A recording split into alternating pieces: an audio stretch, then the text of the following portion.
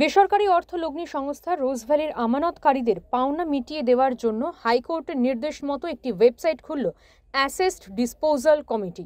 বিজ্ঞপ্তি অনুযায়ী নিয়ম মেনে ওই ওয়েবসাইটে রোজ ভ্যালির আমানতকারীদের আবেদন করতে হবে। তারই ভিত্তিতে তাদের টাকা ফেরতের ব্যবস্থা করবে কমিটি।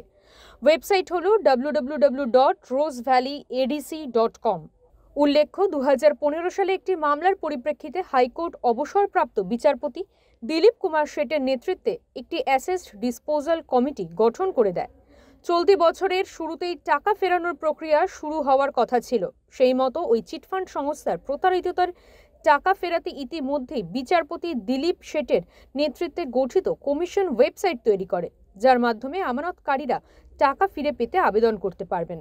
জানা গিয়েছে, যারা অল্প সংখ্যক বিনিয়োগ করেছিলেন প্রথমে তাদের প্রাপ্য মেটানো হবে। রোজ ভ্যালি সম্পত্তি বিক্রি করে যে অর্থ পাওয়া গেছে তা এনফোর্সমেন্ট ডিরেক্টরের কাছে জমা রাখা হয়।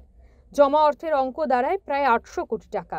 এই টাকা থেকেই প্রতারিত আমানতকারীদের অঙ্ক মিটিয়ে দেওয়া হবে। ব্যুরো রিপোর্ট, ওঙ্কার বাংলা।